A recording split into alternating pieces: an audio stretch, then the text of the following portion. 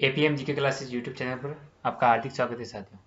आज हम देखेंगे स्प्रिंग बोर्ड एकेडमी के आरएस फाउंडेशन के नोट्स उसके आधार पर पढ़ेंगे, जिसमें राजस्थान का भूगोल डीपली रिवीजन करेंगे और जल्दी से जल्दी पूरा रिवीजन करने की कोशिश करेंगे। ये न्यू अपडेटेड नोट्स हैं और इसको देखते हुए फटाफट एक बार रिवीजन करेंगे। सबसे पहले देखेंगे इसमें देखेंगे क्लास नोट्स है, ये फाउंडेशन के बने हुए हैं, जिसमें सबसे पहला टॉपिक कौन कौन से हैं। इसमें राजस्थान का भूगोल, जिसमें राजस्थान की उत्पत्ति और राजस्थान की स्थिति और विस्तार और भौतिक प्रदेश और जलवायु, यहाँ तक कंप्लीट करना है अपन को। उसके बाद में ही प्रवाह तंत्र तथा नदियाँ, झीलें, सिंचाई परियोजना, मिट्टी, खनिज, धात्विक, अधात्विक और वनस्पति, राज्य, जैविक विविधता तथा वन्य जीव संरक्षण, कृषि, उद्योग, ऊर्जा संसाधन, जनसंख्या, पैटर्न, परिपथ एंड सर्किट एवं स्थल, यूनेस्को व भूपार्क तथा जियो पार्क, ये विश्व विरासत स्थल कौन से हैं वो, और जल संरक्षण तकनीकी कौन सी है, पशुपालन, ये इतने टॉपिक हैं इसके अंदर दिए हुए हैं और डीपली दिए हुए हैं जो आज हम पढ़ेंगे। आज हम कौन से टॉपिक पढ़ेंगे वो है राजस्थान के भूगोल के अंदर, जिसमें राजस्थान की उत्पत्ति वो देखेंगे। पहले राजस्थान की उत्पत्ति और राजस्थान की स्थिति और विस्तार, भौतिक प्रदेश और जलवायु, यह 4 टॉपिक करने की कोशिश करेंगे पहले, तो अच्छे से समझना है। ठीक है, चलते हैं आगे उस टॉपिक पे, ये बाद में पढ़ेंगे पहले। तो सबसे पहला टॉपिक कौन सा है, राजस्थान की उत्पत्ति। तो राजस्थान की उत्पत्ति कैसे हुई थी आपको सबको पता होगा। ये पूरा विश्व का मैप है, जिसमें 99%, जिसमें दो महाद्वीप थे पहले, एक तो पेंजिया जिसे महाद्वीप कहते थे, और पेंथालासाइन महासागर था। 71% जल था जिसमें पेंथालासा महासागर थे, और पेंजिया जिसमें 29% भाग था, जो पेंजिया था, जो रहने के लिए जो भूमि थी। कार्बोफेरस युग में ये दोनों अलग हो गए थे, जिसमें उत्तरी भाग तथा अंगारा लैंड था, और भू खर्षणी तथा 33 सागर के अंदर उसमें दक्षिणी भाग में गोंडवाना लैंड था। कौन सा था, दक्षिणी भाग में गोंडवाना लैंड था। तो इसका डीपली जानते हैं तो क्या था इसमें, तो इस सर ने क्या लिखा है, जैसे पेजिया अल्फ्रेड वेगनर के अनुसार में सभी तथा महाद्वीप, यह सभी महाद्वीपों के संयुक्त रूप से ही पेजिया कहा जाता है। यानी अल्फ्रेड वेगनर के अनुसार सभी महाद्वीपों या सभी महाद्वीपों के संयुक्त पेजिया रूप से ही पेजिया कहा जाता है। यानी सभी महाद्वीपों को पेजिया कहा जाता है। वर्तमान में पेजिया 2 भागों में विभाजित है, जिसमें अंगारा लैंड, जिसे लोरेशिया कहते हैं, और इसमें अंगारा लैंड लोरेशिया, जिसमें पेजिया का उत्तरी भाग है, और जिसमें महाद्वीप कौन से उत्तरी अमेरिका है एक तो, और दूसरा है यूरोप, और तीसरा है उत्तरी एशिया, और तीसरा जिसमें दूसरा भाग है इसका गोंडवाना लैंड। तो गोंडवाना लैंड किसे कहते हैं, जिसमें पेजिया के दक्षिणी भाग में कौन से महाद्वीप आते हैं, दक्षिणी अफ्रीका, एशिया और ऑस्ट्रेलिया और अंटार्कटिका। ये 5 ध्यान रखना है। कौन से एक बार वापस नाम लेते हैं, दक्षिण अफ्रीका, दक्षिण एशिया और ऑस्ट्रेलिया और अंटार्कटिका ये कौन से किसके भाग हैं, तो गोंडवाना लैंड के भाग हैं। ये आपको समझ में आ गया होगा। नेक्स्ट में आगे चलते हैं, जिसमें ही पेंथालासा ये क्या है, तो अल्फ्रेड वेगनर के अनुसार में सभी महाद्वीपों को पेंथालासा कहा जाता था। अल्फ्रेड वेगनर के अनुसार में सभी महाद्वीपों को क्या रहता है, पेंथालासा। तो कौन से थे, ये कौन सा है, ये अंगारा लैंड है, निस वाला गोंडवाना लैंड है। यानी उत्तर में अंगारा लैंड और निस वाला गोंडवाना लैंड। तो गोंडवाना लैंड की कौन सी भूमि, ये गोंडवाना लैंड है। ये कौन सा है, ये उत्तरी अमेरिका, दक्षिण अफ्रीका और अफ्रीका। ये गोंडवाना लैंड अंगारा लैंड का भाग है, और जिसमें ही ये भारत के नीचे वाला ये कौन सा है, तो 33 सागर के अवशेष यहाँ पे मिलते हैं। ये तो भारत में हिमालय इधर की साइड में, इधर यहाँ पे 33 सागर के अवशेष मिलते हैं, ये आपको पता होगा। ये नीचे वाला भाग है पूरा ये है गोंडवाना लैंड का भाग है, और ये भी गोंडवाना लैंड का भाग है। उसके बाद में पेंथालासा का ही मूल भाग प्रशांत महासागर में 46% है। तो पेंथालासा का मूल भाग प्रशांत महासागर कितना है, 46% है, ये आपको ध्यान रखना है। उसमें क्या है, उसके बाद में 33 सागर में क्या है, तो राज्य, ये एक ही भू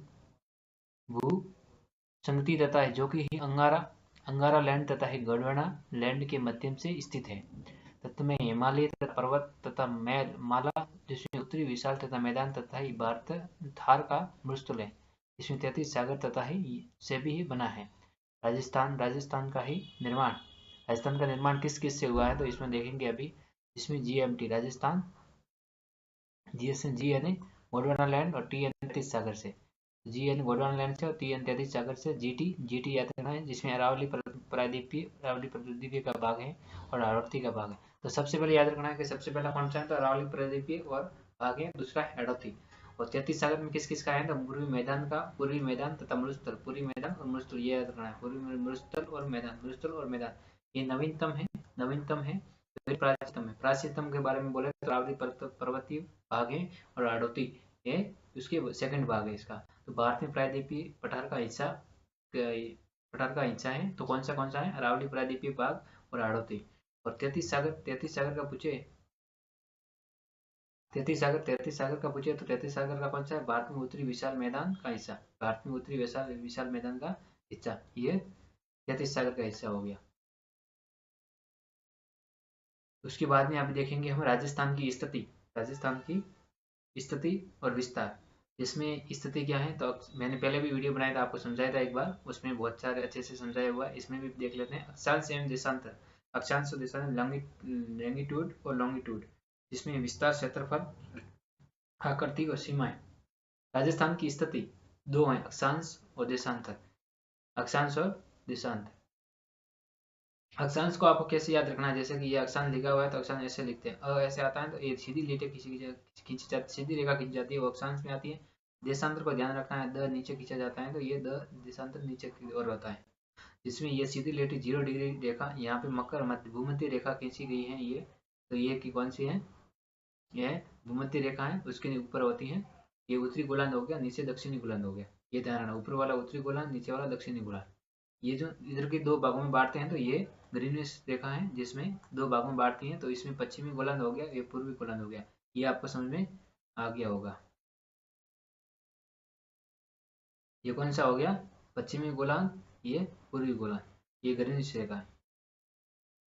इतना आपको ध्यान में आ गया होगा। उससे आगे चलते हैं, तो कौन से गोलार्ध में हम भारत स्थित है वो देखते हैं। तो अक्षांश एवं देशांतर के अनुसार राजस्थान की स्थिति कौन सी है, उत्तरी पूर्व। अक्षांश देशांतर के अनुसार राजस्थान की स्थिति कौन सी है, तो उत्तरी पूर्व है। और भारत के अनुसार राजस्थान की स्थिति कौन सी है, तो उत्तर से पश्चिम। भारत के अनुसार राजस्थान की स्थिति कौन सी है, तो उत्तर से पश्चिम। राजस्थान की ऐसे मैप बनाते हैं,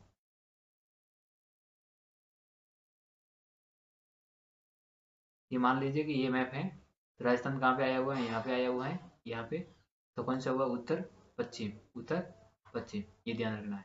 ये एशिया महाद्वीप के अनुसार में राजस्थान की स्थिति, जिसमें दक्षिणी एशिया है। अब आगे चलते हैं, इसमें देखना है कि राजस्थान का अक्षांशीय विस्तार, राजस्थान का अक्षांशीय विस्तार कितना है, तो ऊपर सबसे कौन सा गाँव है, श्रीगंगानगर में कोणा गाँव और 30 डिग्री 12 मिनट उत्तरी अक्षांश है, कौन सा है, उत्तरी अक्षांश है।